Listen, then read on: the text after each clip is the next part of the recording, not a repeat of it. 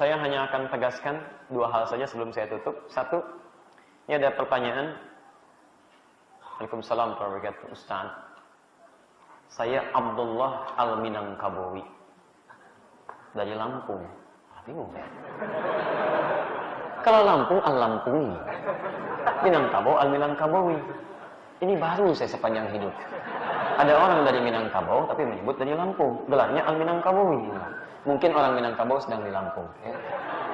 Ada Syekh Ahmad Khatib Al-Minangkabawi. Ahmad Khatib Al-Minangkabawi. Masya Allah, itu ulama besar. Gurunya, soko guru, maha guru dari ulama-ulama kita. Ya, Kiai Haji Ahmad Dahlan itu termasuk muridnya. Kiai Haji Hashim bin Asy'ari termasuk murid beliau. Syekh Ahmad Khatib Al-Minangkabawi. Tapi itu betul-betul dari Minangkabau. Yang ini di Lampung. Mau nanya, baik. Apakah benar dan diperbolehkan saat hari Jumat dan bertepatan dengan hari Id, kita tidak perlu sholat Jumat lagi?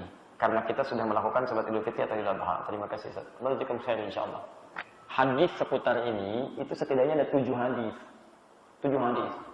Ada dari Zaid bin Arqam radhiyallahu taala anhu, ada dari Ibnu Abbas radhiyallahu taala anhuma, ada dari kemudian sahabat yang lainnya, yang Utsman bin Affan radhiyallahu taala anhu dan sahabat-sahabat yang lainnya.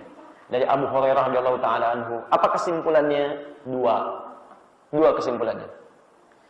Pertama, jika hari Id bertepatan dengan Jumat, bertemu di situ syariat Jumat dengan syariat Id, maka keterangan pertama ada rukhsah.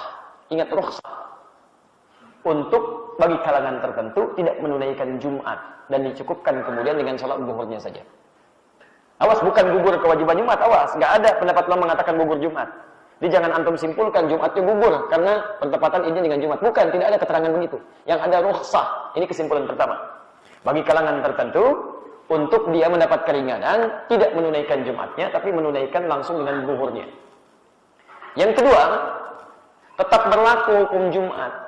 Jadi tidak gugur seketika atau rukhsahnya tidak berlaku kecuali antum tetap tunaikan Jumatnya. Jadi salat Id dikerjakan, salat Jumat dikerjakan.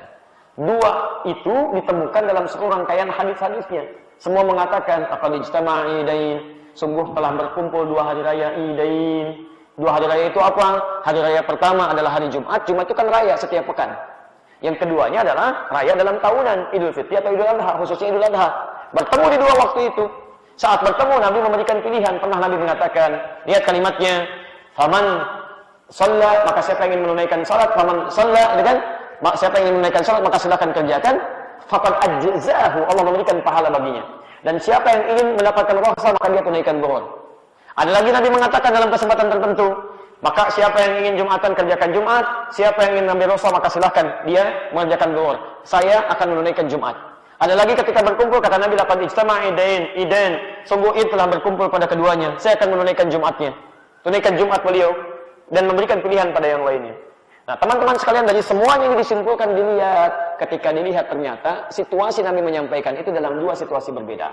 Situasi pertama, perhatikan kalimatnya, ketika disampaikan keadaan pada saat itu memang agak menyulitkan untuk menunaikan Jumat. Antum jangan bandingkan masa Nabi dengan sekarang.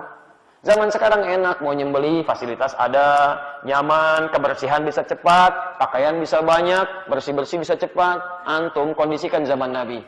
Mau nyembeli hewan, di awal-awal masa Islam, nyembeli hewan.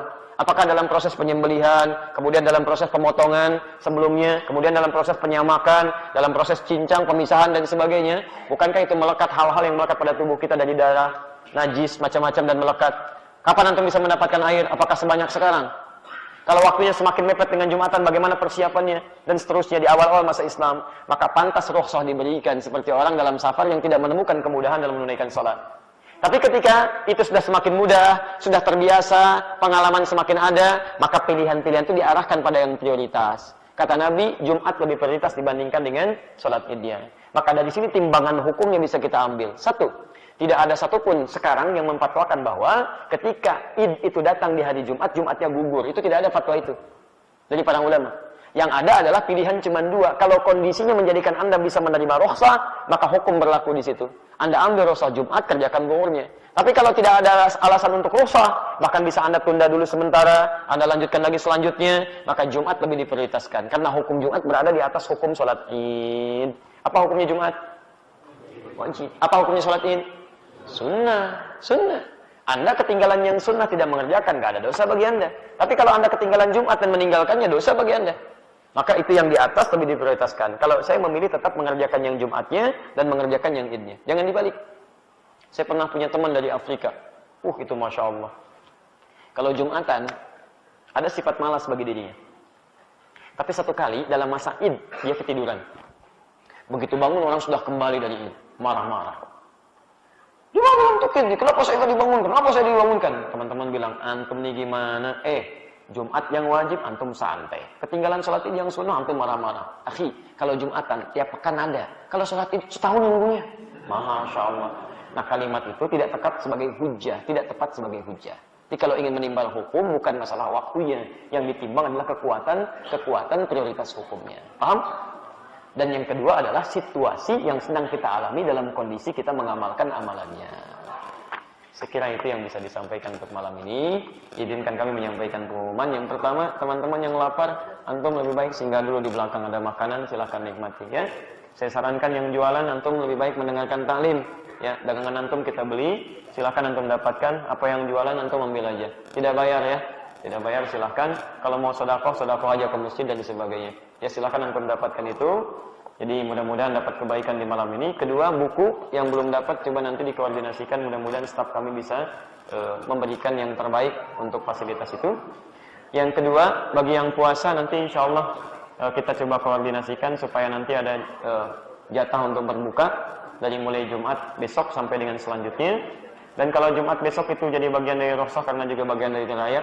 Kalau ingin ngambil puasa, ada sunnah dari 9 hari. Kalau tidak, mungkin itu juga baik untuk dikerjakan, nggak ada masalah. Kemudian untuk Kamis depan, kita tidak ada sesi untuk ta'lim, tapi kita punya sesi untuk bertemu. Kita undang untuk buka bersama. Sekaligus juga kita bertakbir sama-sama. Kita bahagia sama-sama. Yang punya pakaian, silakan bawa pakaian. Yang punya parfum, silakan bawa parfum. Yang punya macam-macam, kita tebarkan kebahagiaan di hari itu. Kita tunjukkan dari PTM, PJS untuk dunia. Ya, kita inspirasi bagaimana nilai-nilai kebaikan bisa kita tumbuhkan. Kita ucapkan syukur kepada Allah. Terima kasih teman-teman sekalian, pemirsa Akhir TV. Dan apa yang Anda donasikan juga insya Allah kita akan gunakan pada kebaikan-kebaikan. Selain untuk broadcasting juga insya Allah untuk jariah antum semua. Dan mudah-mudahan pahala mengalir dari apa yang antum titipkan insya Allah. Besok kami akan ke Sumatera Barat. Dari Solok, Padang, Bukit Tinggi, Payakumbuh dan sekitarnya. Dan kami mohon maaf, setelah ini kami mesti siap-siap karena kita akan berangkat sebelum subuh. Dan nanti yang dari Sumatera kita insya Allah bergabung, live juga dari sana, bisa disimak dari Akhir TV insya Allah. Teman-teman, jika ada yang perlu dibantu, saya sebaik mungkin saya akan maksimalkan. Dan dengan itu saya berharap Anda bisa berubah menjadi lebih dekat dengan Allah Subhanahu Wa Taala. Jadi kalau dengan apa yang saya berikan dan saya belum mampu mendekatkan Anda dengan Allah, tolong sampaikan pada saya. Mesti saya melakukan apa lagi supaya antum bisa lebih dekat dengan Allah Subhanahu Wa Taala. Karena itu saya mohon, waktu kita terbatas. Kita tidak tahu kapan kita berpulang kepada Allah. Karena itu perbaiki diri kita, pulanglah ke rumah, tata keluarga lebih baik dan semoga Allah ridhai kita semua. Saya mohon maaf kalau selama ini tentunya banyak kesalahan yang saya pernah lakukan. Saya berusaha semaksimal mungkin untuk memperbaiki itu semua. Kalau ada yang kurang baik, antum bisa sampaikan dalam masa-masa ini supaya saya bisa tangisi dan mudah-mudahan dengan itu Allah turunkan maghfirah untuk kita semua. Subhanakallahumma bihamdika asyhadu an la ilaha illa anta astaghfiruka wa atubu ilaik. Wa akhiru da'wana alhamdulillahirabbil alamin. Allahu minkum. Assalamualaikum warahmatullahi wabarakatuh.